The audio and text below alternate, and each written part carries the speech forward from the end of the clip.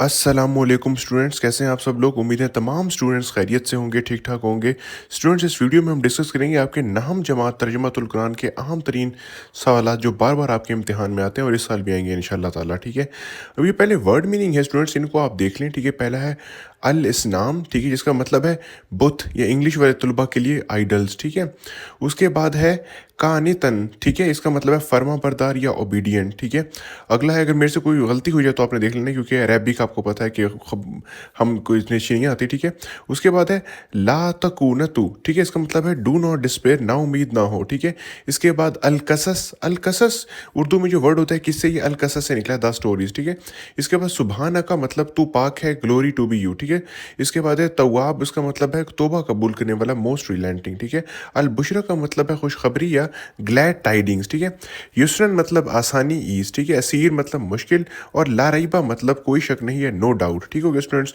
अब आगे आपके इंपॉर्टेंट जो है वो शॉर्ट क्वेश्चंस बेटा हमने तरतीब दिए हैं। ठीक है, इंग्लिश मीडियम वाले तलबा के लिए भी और उर्दू मीडियम वाले तलबा के लिए भी। ठीक है, रीड कर देता हूँ, बहुत बहुत अहम सवाल आते हैं। सूरत मरियम का मरकजी ख्याल क्या है। ठीक है, what is the central theme of Surah Maryam. ठीक है, इसके बाद है which prophet is mentioned most in Surat Taha, Surah ताहा में किस नबी का जिक्र सबसे ज़्यादा है। ठीक है, इसके बाद डिफाइन द टर्म तर्जुमतुल कुरान। ठीक है, तर्जुमतुल कुरान की तारीफ़ करें, यहाँ तारीफ़ कर देनी है। ठीक है, कुरान पाक के तर्जमे को हम तफसील से पढ़ते हैं। ठीक है, कुरान पाक के तर्जमे के इल्म को तर्जुमतुल कुरान कहा जाता है। ठीक है, ये मजमून है। ठीक है, इसके बाद है राइट टू इल्मी और अमली पॉइंट्स ऑफ सूरत अल अंबिया। ठीक है, सूरत अल अंबिया के दो इल्मी और अमली नकात लिखें। ठीक है, what is the reason for naming Surat Al Anbiya, Surah अल अंबिया का नाम रखने की क्या वजह थी। ठीक है, ये क्या वजह है।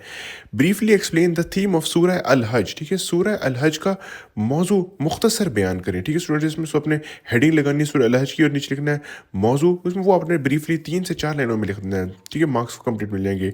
अगला सवाल है बेटा, अल फुरकान का लफ्जी मायने क्या है। ठीक है, इंग्लिश मीडियम वाले तलबा के लिए write the literal meaning of Al Furqan. ठीक है स्टूडेंट्स, ये आपको जितने भी शॉर्ट क्वेश्चन दिखाए जा रहे हैं बहुत ज़्यादा इंपॉर्टेंट है। ठीक है, इनको आपने बहुत अच्छे तरीके से प्रिपेयर कर लेना है। ठीक है, अगला सवाल है बेटा, which major incident is central to Surat Al Qasas. ठीक है, सूरह अल कसस में कौन सा बड़ा वाक़या मरकजी है। ठीक है, इसमें आपने सूरह अल कसस का मरकजी वाक़या बयान करना है 3 से 4 लाइनों में। ठीक है, आपको फुल मार्क्स मिल जाएंगे। ठीक है, अगला सवाल है right the central theme of सूरह अल अनकाबूत। ठीक है, सूरह अल अनकाबूत का मरकजी ख्याल लिखें। ठीक है, what does the word Al Naml mean. ठीक है, अल नमल के लफ्जी मायने क्या है। ठीक है, write two characteristics of Ibadur Rahman. ठीक है, ये सूरत अल फुरकान से दिया गया है।